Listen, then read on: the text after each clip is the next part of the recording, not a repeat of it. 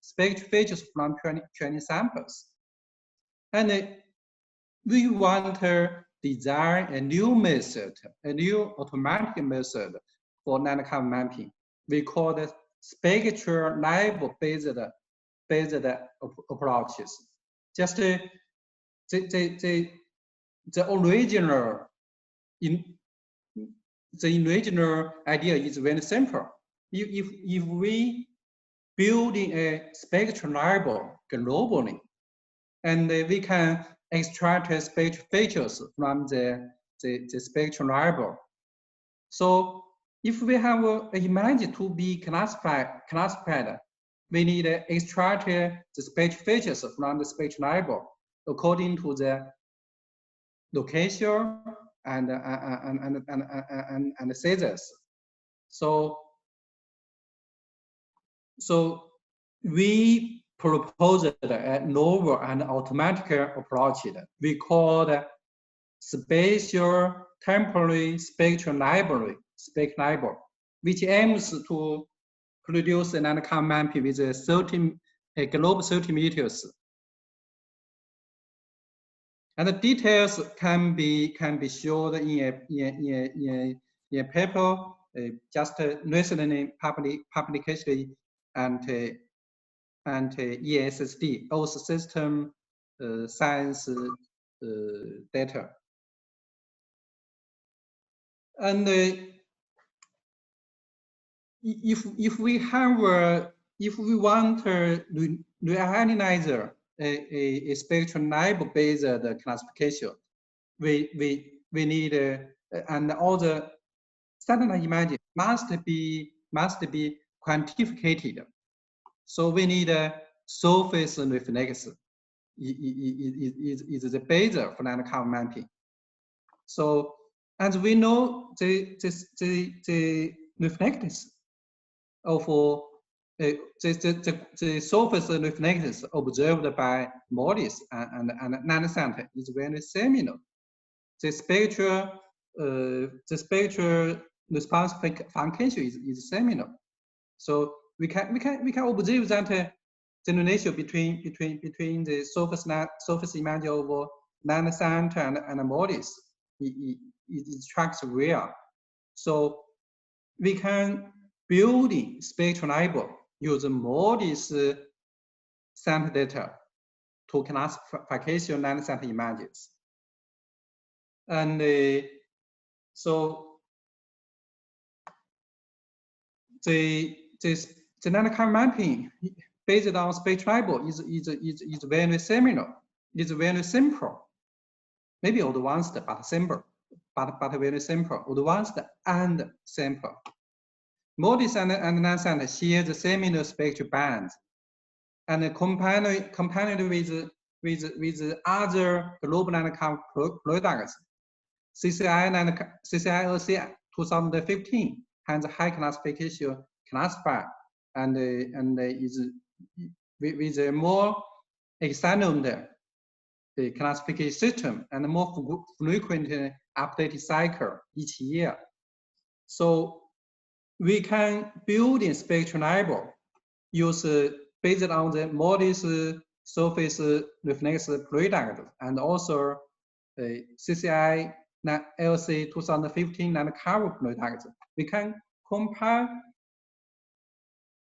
MODIS surface data with ESA CCI LC 2015 nanocarbon products together to extract uniform samples to determine the nanocarbon classes.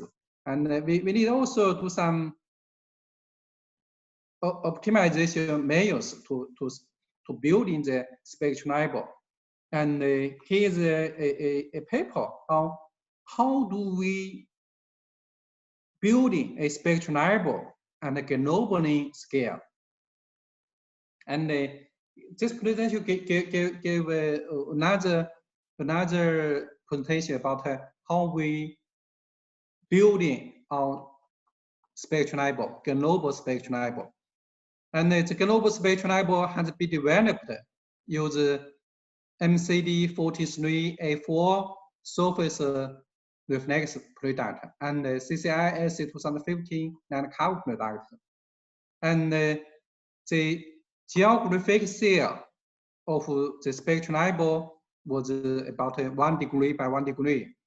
And the temporary resolution of our spectral label is 8 days.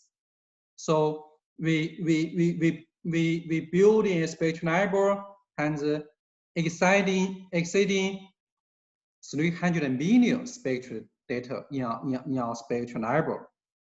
And just means our spectral label also has a spatial resolution, about 1 degree by 1 degree, and a temporary resolution of 8 days. This means that for every nanosecond images, we can extract the local spectral features, and we can also give very close temporary resolution with temporary records and nanosecond data.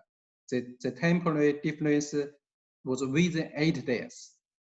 So if we have built such a huge spectral label for each geographic cell and any sizes, we can extract local spectral features for any nanocarb types. So the nanocarb classification system just is directly from CCI SA nanocarb mapping. So we have nearly 30 nanocarb types in the CCI SA nanocarb systems. So just here give our speaker label based flowchart how to mapping the nanocarb for each nanosecond scene. For example, we have multi-temporary nanosecond surface reflectance images, and we also have a global spectral label, and for each nanosecond scene, we can, for any approaches, we can extract the local spectral features from the spectral label, and we can use this. We can classify the nanosecond images according to the spectral features in the spectral label, and there are many kinds of multi-temporary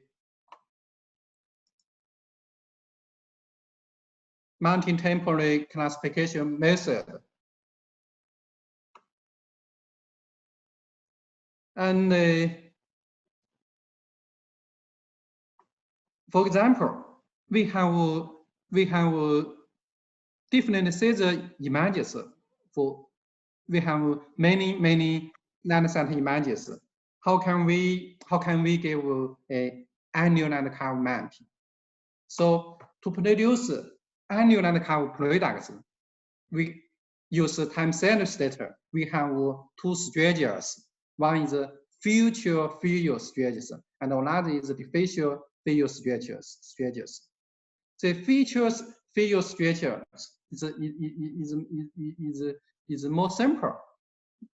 We just stack multi-temporary spectral bands and vegetation indexes to training the classification model, and then produce the final annual nanocarb mapping.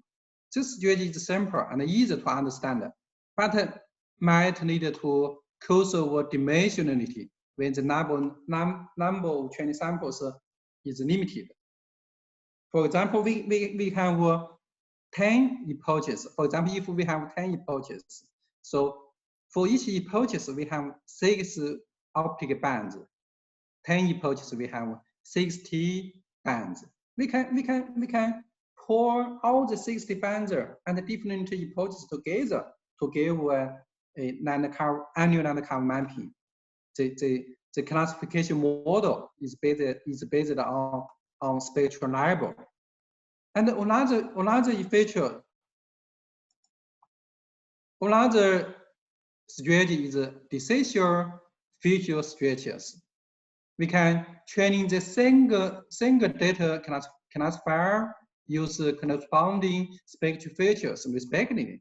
Then the second model was used to re-weight the output of the single data classifier. It has been demonstrated to have better performance than feature visual strategies. For example, if we have 10 epochs, we can give 10 and surface cover. For example, for epoch 1, we can use the nanocenter bands. We can input the six optic bands into the classifier, and we can give one epoch, give the nanosurface classification and epoch 1, and for epoch 2 we can repeat it. So if we have 10 epochs, we can give 10 nanosurface products. So then we can compare 10 nanosurface products together to give an annual landcarb mapping. So we can use random forest train to mapping surface cover. Then we can also use use the random forest classifier to view all the 10 nanosurface classification result to give annual landcarb map. So, but we I will continue with our method. For each nanocell or nanoground, we can find a spatial and temporal manager spectral library with a phonological difference less than 4 days.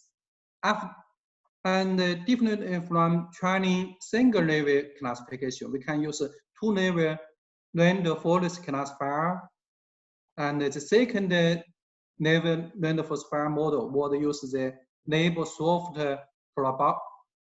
probability replaced by first level random forest classifier as input. So this model has more robust than single level random forest classifier. So after I introduce how we building the global spectrum label, and also introduce our classification flow chart. So if we have the spectrum label, we have classifier, we have the cluster method. So we need to give a regional or global landcarb mapping. We also need to process the nanocenter image data table. So then I will give a quickly introduce how do we build a nanocenter data table. And normally nanocenter data are distributed, are stored by scene. But if we want to give a global landcarb mapping, we need to organize the nanocenter image from scene based to share based. So we divided global nanosurface into about 6 million grids. For each grid, it covers about 0.05 degrees, about 5.5 kilometers. So if we build in the geographical cell, we can pour all the non-sample images into each geographic cells. So if the non-sample data are organized, are stored by non-sample data cube, and the overlaps can provide more temporary observations. So we can combine the spectral-based classification method with our non-sample data cube. We can quickly give quickly mapping of non-cover mapping. For example, on the national scale and also global scale. And here we give an example. Here we give an example of how we produce a China non-cover mapping use spectral-based method and also our non-sample data cube. And here is our result. We just have about 6,500 non-sample scenes to cover all the China. And for some geographic grids, we have more than 50 epochs. So we use such non-sample data cube, input the non-sample data cube into our spectral library, so we can automatically produce the China non-cover mapping. Here is an example of our automatically mapping result of non-cover mapping in China. Just we use test our algorithm, use more than 6,000 non-sample scenes to give non-cover mapping of China automatically. So this result is very beautiful. It is consistent with our mind which landscape are distributed in China. So we also compared our product with other famous non-cover mapping and 30 meters. So for example, our spectral library non-cover mapping with global non-sample 30 from GSA and others, and there is a significant consistency between these three non-cover mappings. And however, our proposed method contains more non-cover types. And we also investigated the accuracy of our non-cover mapping in China. And totally, there are about 10,000 ground points to examine, to calculate the accuracy of our non-cover mapping. And we have 9 level 1 non-cover types and 19 level 2 non-cover types. And for the nominal year and 2015. And here is the result of our non-cover mapping. And the overall accuracy is about 80.7%, and the kappa coefficient is 0.757. So if a regional or global non-cover mapping can achieve the 18% accuracy, the non-cover mapping maybe top level. and total accuracy. And then I will introduce how can we give the global nanocarb mapping. And I will give detailed introduction about the global nanocarb mapping with fine classification, system and 30 meters. So the nanocarb mapping at global scale is very challenging because we need to handle many challenges. For example, the surface spectra of impervious surface are very complicated, especially for large area impervious surface mapping. It is necessary to classify the global impervious surface and the independent nanocarb mapping. Just means we first need mapping impervious surface. Then we, for other regions, for other areas, we then give other nanocarb mappings. And our spectral label contains both the spectral information and also geographical location. So can this global location information are independently used for nanocarb mapping? Just means can we use the location of the training samples in our spectral label? Can we use the spatial information and also the spectral information? And the nanocarb mapping at the global scale usually involves huge amounts of computation and storage capabilities.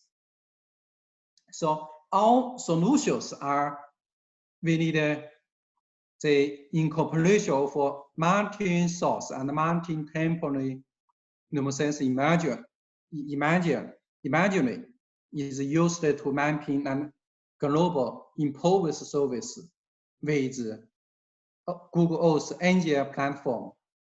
And the global nanocarb mapping strategy can be divided into two ways. Use multi-temporal classification based on spectral label and nanocentered cube.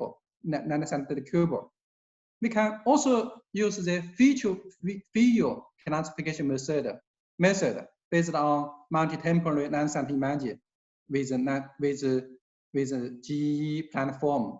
And the ground training samples are from our spectral label, because our spectral label, there are more than 300 million training samples.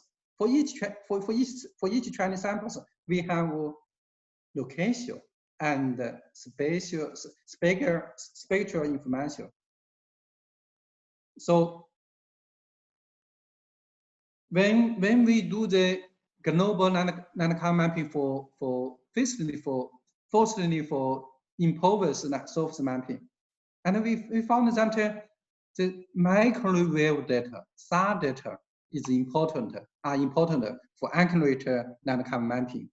And if we compare the microwave data together, the mapping accuracy can be greatly improved. So firstly, we need mapping global 30 meter impervious surface nanocover. Although the independent optical imager have been successfully employed for regional or global impervious mapping, accurate estimation of impervious surface remains a challenge due to the diversity of overall nanocovers, leading to difficulties of separating different nanocovers with similar spectral signatures. And the optical imagery only captures the surface reflectors characteristics where the SAR data images, called provide the structure and the diagonal tracker properties of the surface materials. So the incorporation of mounting source and mounting temporary luminescence data can be demonstrated to improve the improved mapping accuracy. Here is our flow chart, and for global improved mapping, the surface mapping, we need nighttime night imagery from DMSP OLS nighttime night imageries, and we also need DM data, and we also combine the spectral features. We use spectral features in 15 percentile, and spectral features in 85 percentage spectral features, and also we need textual features. So the spectral features and text features are combined together, and for global improved surface mapping. And to give a global improved surface mapping, we need huge optic data and also SAR data. So we used about 420,000 scenes nanocenter OI images. We also use 85,000 scenes Sentinel-1 SAR images. So we have almost more than 1 billion. More than 5,000 nanocenter and Sentinel-1 SAR images together to give one global improved surface mapping. And we introduced before, we have more than 300 million training samples. So the training samples are huge and are enough for supervisor the classification of our to mapping improved surface. And here is our result of the global flancation of improved cover derived from multi-source and multi-temporary nanocenter 80 surface reflectors and Sentinel-1 SAR images acquired in 2015 and 2018 or 2016. We can observe the improved cover are denser and in East China, Europe, and also America. And here give a quick example of our improved products. Can capture the cities, Beijing cities, Tianjin cities, and also some villages and some roads very clearly. And we also investigated the accuracy of our 30-meter improved surface, and the accuracy is also compared to other 5 famous improved surface products.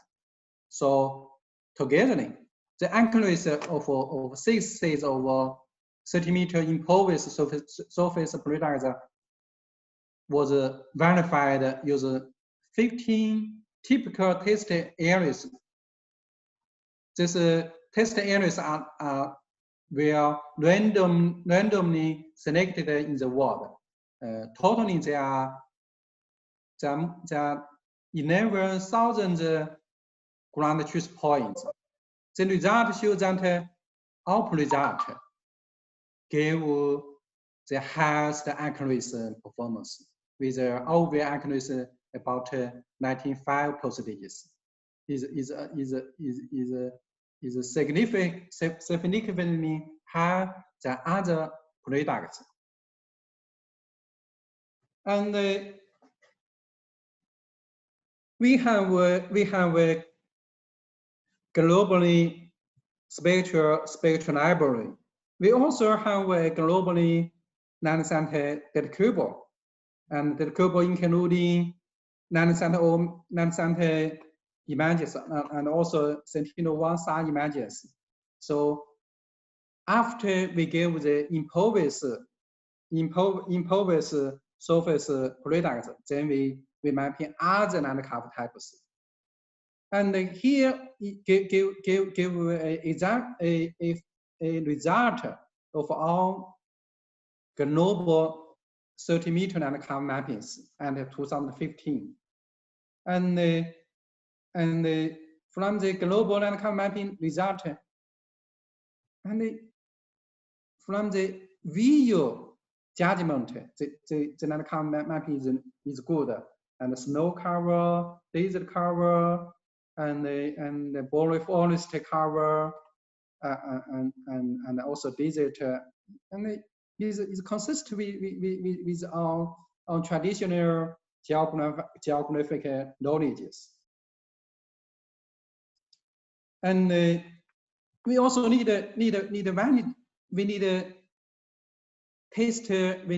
examine the classification accuracy of our result.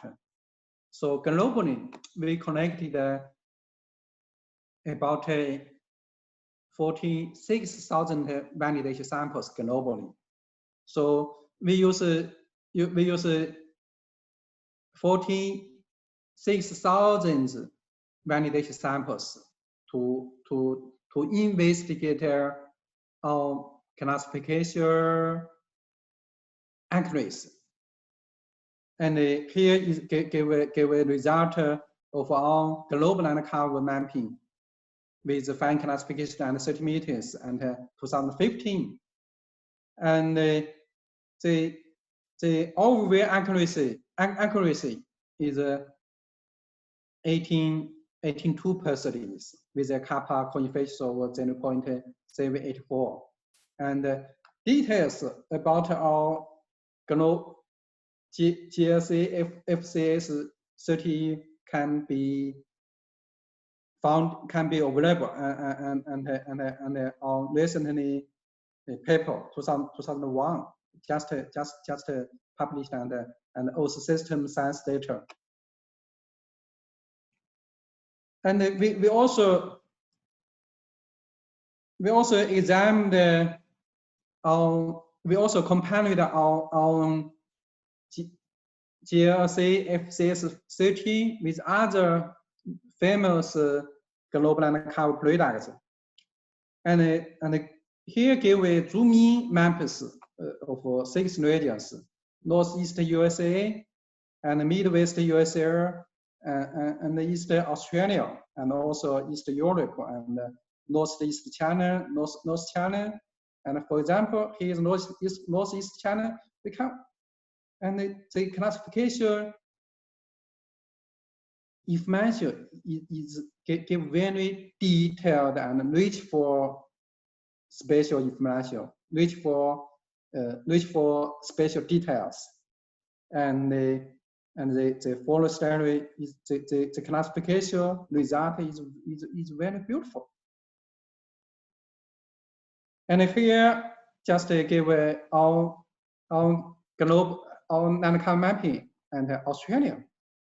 And here is clearly show where is the cropland distributed in Australia, Western Australia, and East South Australia, and the wetland distribution, and the shrub distribution, desert distribution, and forest distribution. And the landcard mapping is very beautiful. You can share the picture with friends how our landcard mapping looks like. And our global landcard mapping also can give very local information. For example, the landcard mapping in Beijing City in 2015.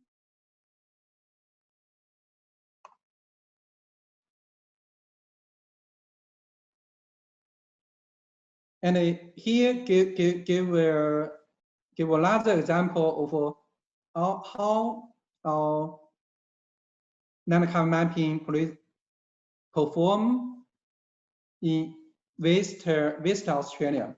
Here, this color just means cropland, but we can observe a very clear border. What's the border? For example, Australia, here is the revised, convised radius. So the landcover types are very wide. But for cropland areas is cropland.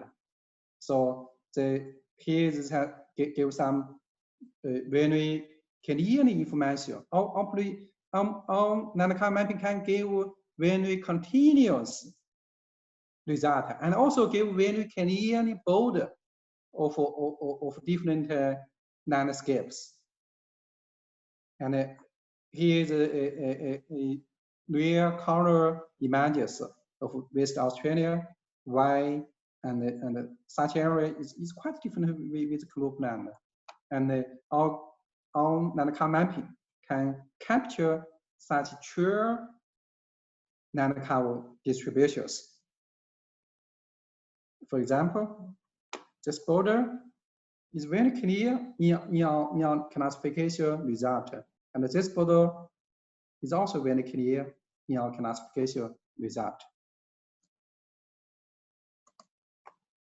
And we also compared our global products with other popular landcover products. For example, with our global landcover mapping with the fine classification system 30 meters, GLC FCS 30, and from GLC and global land 30, and we can observe that our GLC FCS give best accuracy, give the most accurate mapping of global landcard mapping.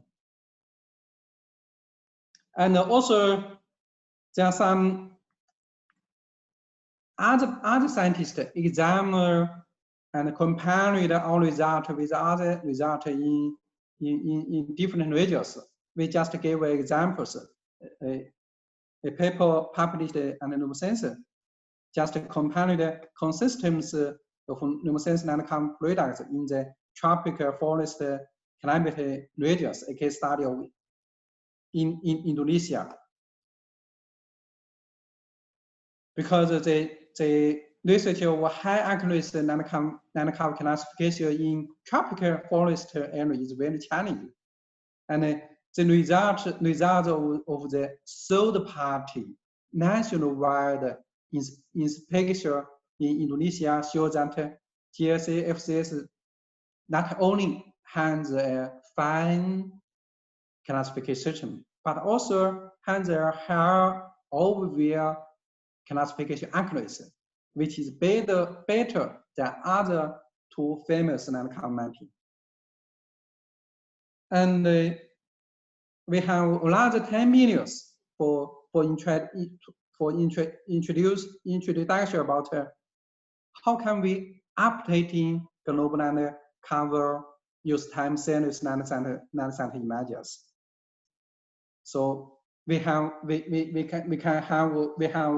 for example land center images from 1930 meters from 1984 to 2020.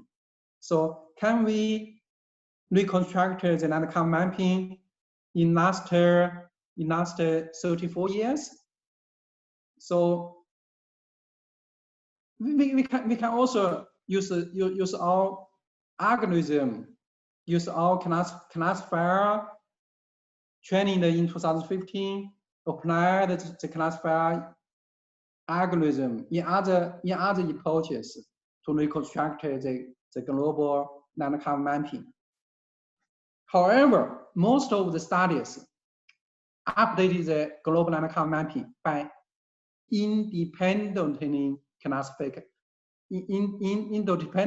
classify the images of the target years.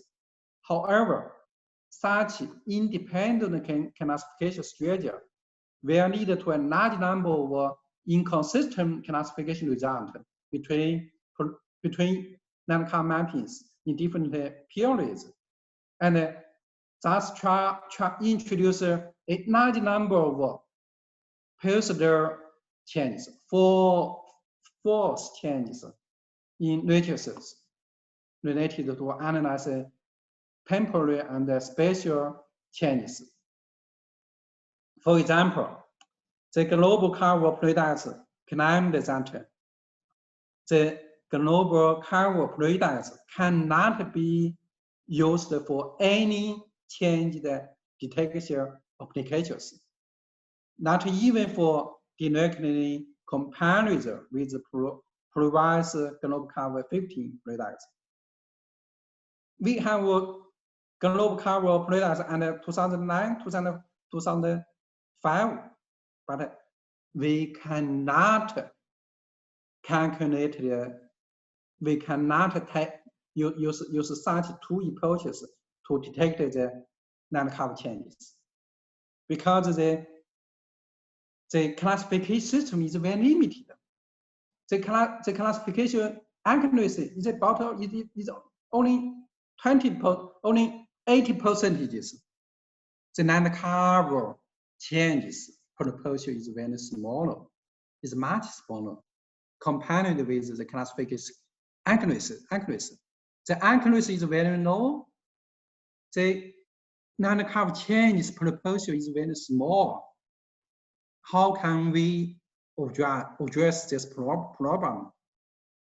So there are many kinds of mounting period nanocover mapping. For example, NLCD, National Nanocover Dataset by USGS, use dual period change detections algorithm, and in order to improve the consistency between the nanocover products of each period, NLCD began to update products based on dual period change detection method.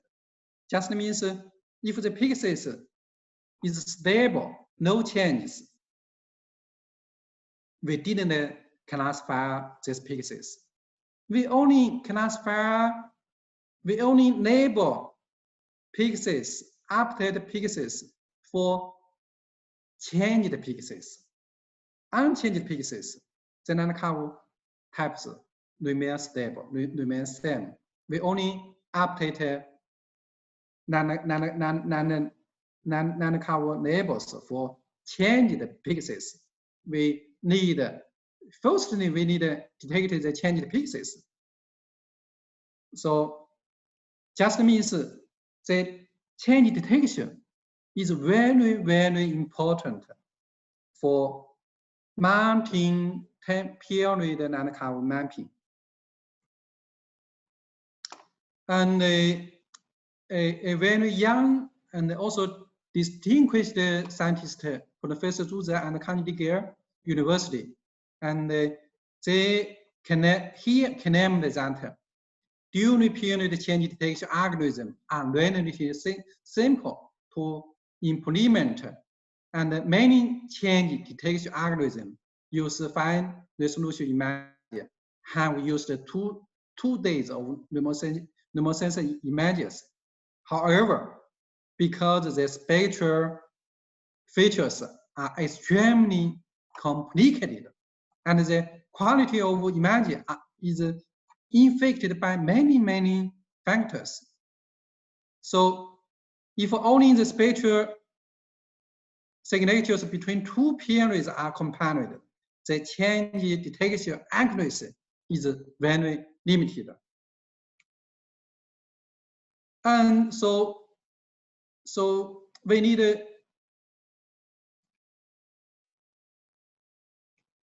we need to design a new method to improve the change detection accuracies. So Professor Zhu designed a very famous change detection algorithm called CCDC detection algorithm. And the change detection based on time series images can mitigate the false changes caused by errors in the during period change detection processes. And for example, we can model the valuation of the non-surface reflectors.